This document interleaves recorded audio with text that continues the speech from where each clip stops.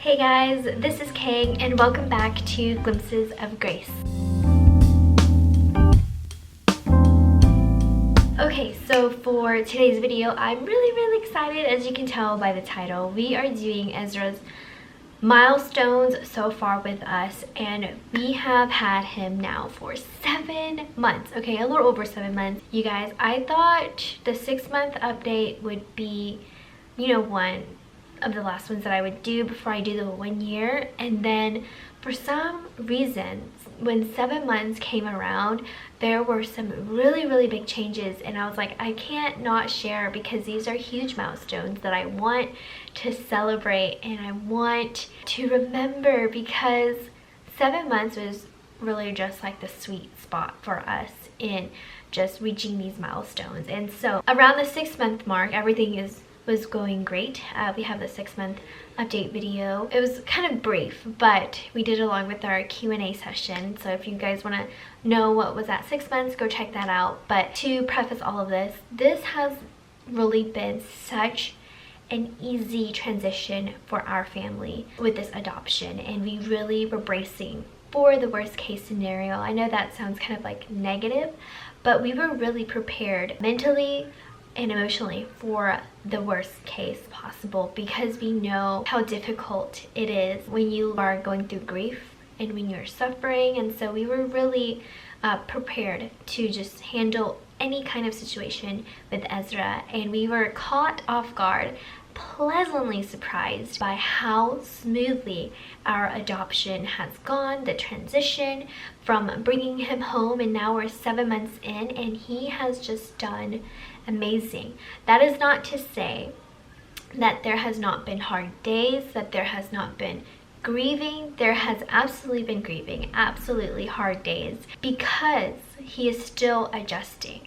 I feel like you will never arrive upon adjustments. Like, adjustments will just keep happening as he grows, and we are prepared for that. We are ready for that. We are educated on that, and we are trying to be as proactive as possible as his parents in how we can help assist him grow emotionally, mentally, physically the best he can, and we want him to thrive here with us. And so I just want to say that adjustment never comes to an end.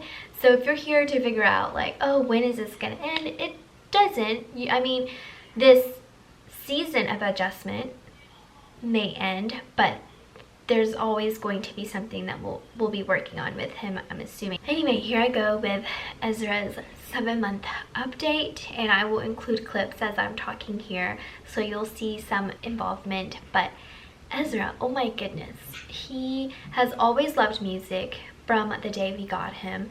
He loves dancing, but recently, you guys, he has been humming tunes non-stop. His favorite is Twinkle Twinkle Little Star.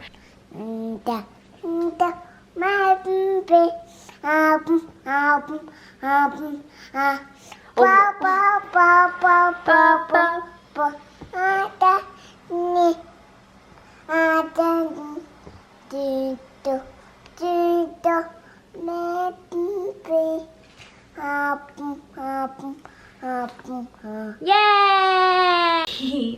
It's just so musical. He loves it. He loves to dance. He loves to reenact like different dances. I've got a friend in Jesus. He loves everything about me.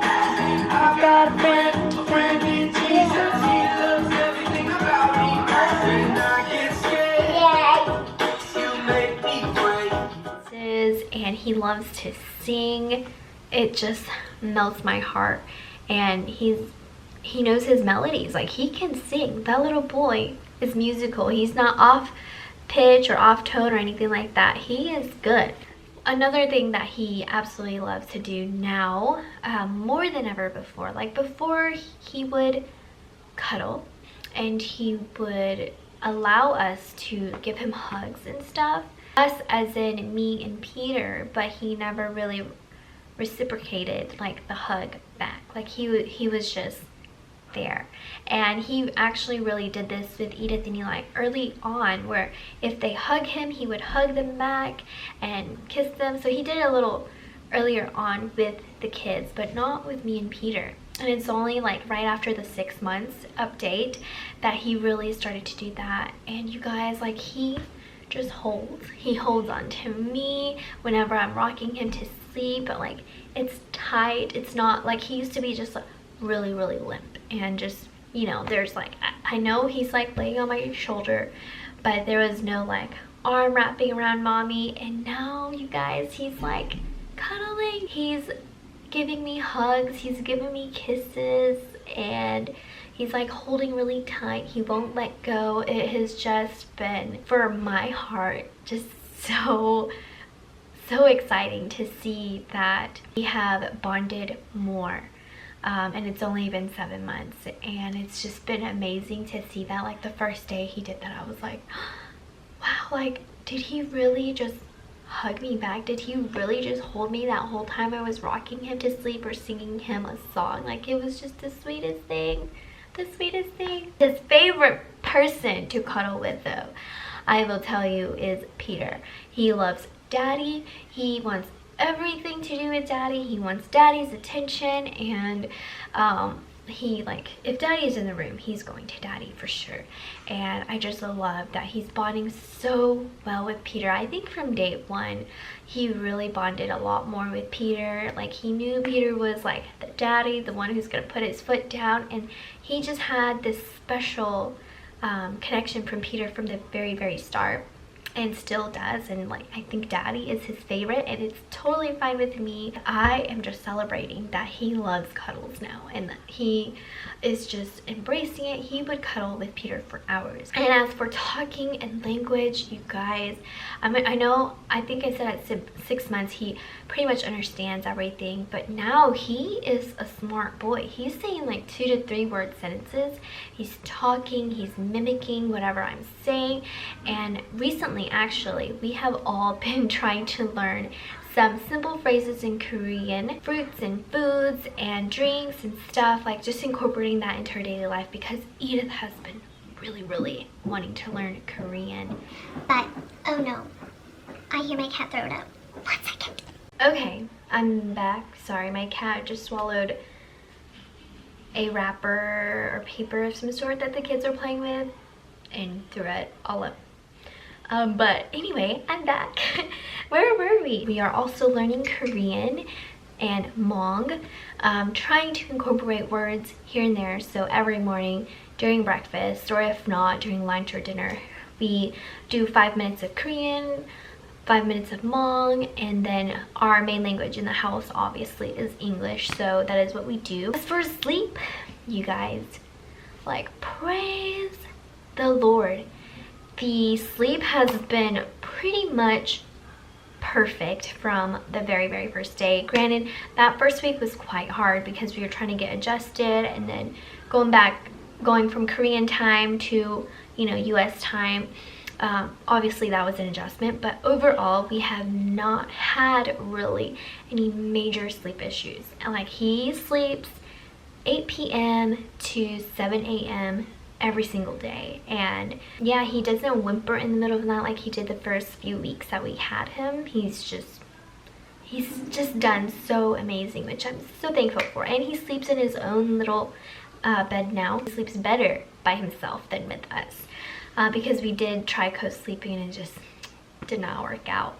Another thing, he is obviously 2, so he is learning a lot of things. He knows how to draw circles like we've showed you guys, but he also knows his colors now, you guys. He recognizes them and he'll say them in English. He knows his numbers, and he can recognize 1, 2, 3, 4 right now, so he is just catching on really quick. And granted, I do homeschool our children, so there has been a lot of like intentional like focusing while I'm teaching Edith, that they work on color puzzles or number puzzles, or learn how to draw circles and recognize their shapes. He also knows his shapes. He is just so smart. I'm just mind blown. Like, this little 2-year-old is just amazingly brilliant, in my opinion. Ezra still absolutely adores Eli, to the point where Eli's like, look, Ezra, I need my space. And so we really have had to teach Ezra how to play individually, because this is one of the struggle areas I feel like, where Ezra feels like he needs somebody's attention all the time.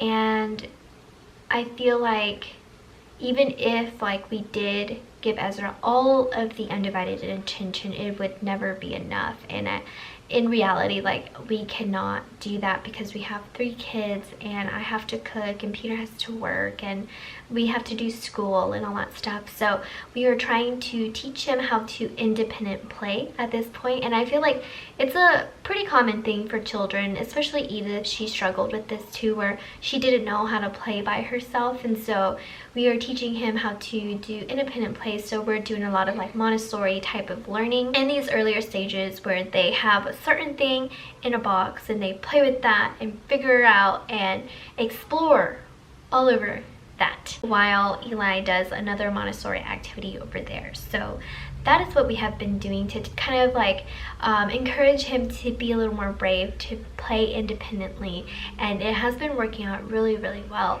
As for identity, we've realized at this point that Ezra kind of knows what he likes, but he's unsure. Like he is just wanting to mimic and copy whatever his siblings do, and I feel like he's still adjusting in that area. He's still trying to figure out what he likes, what he doesn't like. At this point, he just wants to do whatever Eli wants to do. So if Eli loves cars, he is going to pretend to love cars. Because he's been with us for 7 months, I can kind of tell if he really truly enjoys something or not. I think he's still struggling with, like, he's wanting to fit in. And it's not that we're not including him. I think he sees Eli does certain things and he's like, oh, I have to do this to fit in. So it's something like psychological, I think, that he's having to deal with, and I don't really know how to go about that. He's still trying to find his place in our family. He's still trying to find his identity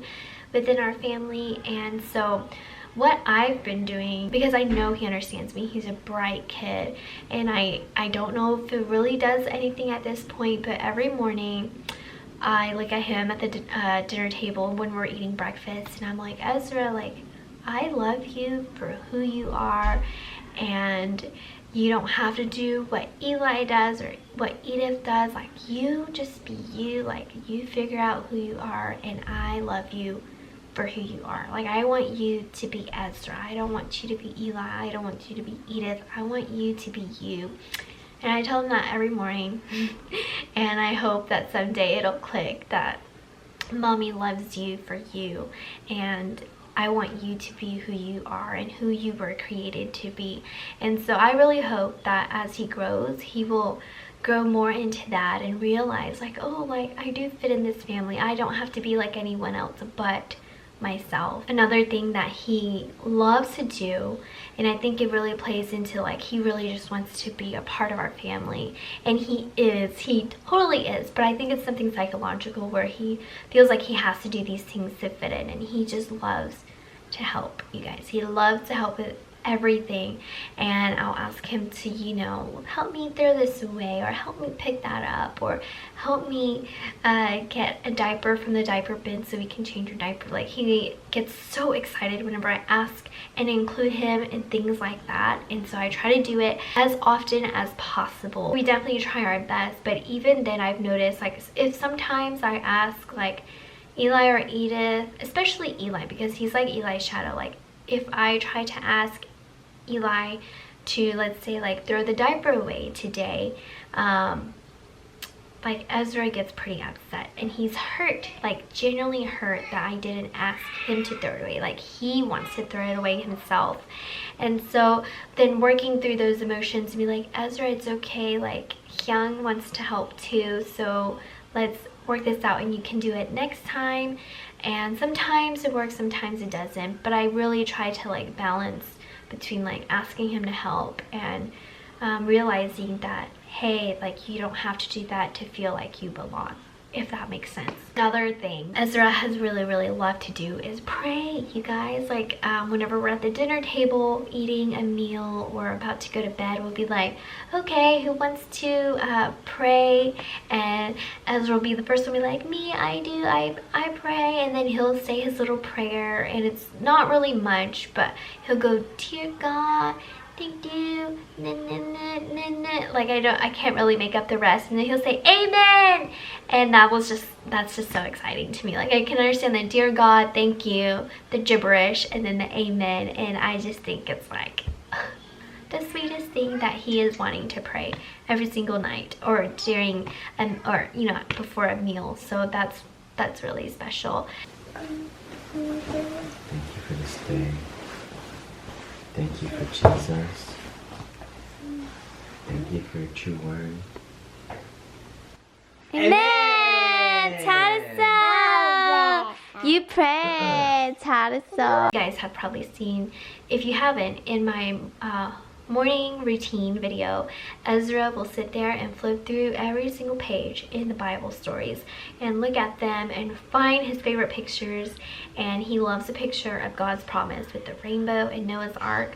That's his favorite one. He'll go rainbow all the time, and he just is so excited to just flip through that Bible, which is very near and dear to my heart. You guys know that. Also, he enjoys working out with me. He is like my little motivator.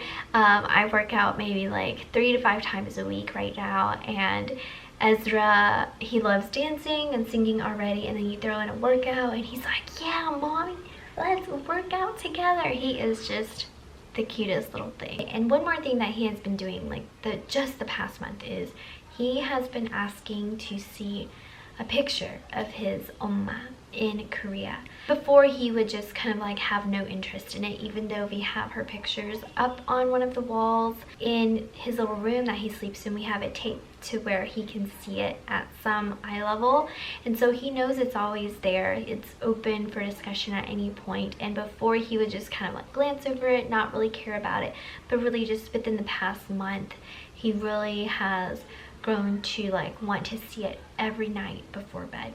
And so whenever I go tuck him in, he'll be like, Oma, 주세요. And so I would lift him up, and we would go, and I have a picture of me, Peter, and Ezra and his foster mom together. And so that's the one that we have up in his room, and he would look there and he'll be like, Oma, Appa, Ezra, and then he'll look at her and he'll go, Oma. And I was like, yes, that's Oma. You remember her? And then I asked, like, do you miss her? And he's like, and he'll nod, and then he'll just like smile, and he'll look at it again. And I think he's processing it. And then, you know, we'll do our like nightly routine, and he's fine. But every night before going to bed, like that's his routine, like he wants to do. Like he just wants to look at the picture. And so I feel like there is still some adjustment, some grieving going on that's surfacing, and that is okay. I'm very thankful that he is able to express it even at this level at 2 years old, you know, that he misses her. And for those of you who are curious as to why we are allowing him to say Appa and Oma to us, because he has an Appa and Oma in Korea as well, it's because his foster parents taught him that we were Appa and Oma also. And so whenever we first got him, we're mommy and daddy, and it was kind of like registering, kind of not. And he has just like, he could call us whatever he wants to call us, mommy and daddy or Oma and Appa, but he has been just really comfortable with Oma and Appa, and so he calls us Oma and Appa from day one, I feel like. And so we've just kind of left it at that. Like, we're not gonna push for like, oh no, like don't call us that. Like, I'm okay, because he was taught that from his Oma and Appa in Korea. So it's really no big deal to us. I know like some other families, they really want to keep it separated, like Oma and Appa is for your parents in Korea or your foster parents in Korea, and we are your mommy and daddy. But really to us, it really doesn't matter too much. We just want him to call us whatever he's comfortable with, whether it's mommy and daddy or Oma and Appa, like whatever is comfortable with our sweet little baby. that is fine with us. I feel like those are some really big milestones that literally just happened in the past month, and I can't not update because these are huge milestones that I want to remember and I want to celebrate. So thank you guys so much for watching. If you watched it this far, make sure to give this video a thumbs up if you've enjoyed. I'm just really here to share some milestones and celebrations in our life, in Ezra's life, and what God has done so far for us since we've had him for 7 months. And so we are super excited to share this with you guys. Look forward to our next video. Eli's birthday is coming up, so yes, look forward to that little birthday party vlog coming up. But until then, we will see y'all, and thank you guys so much for loving us and just supporting us, and we are blessed indeed.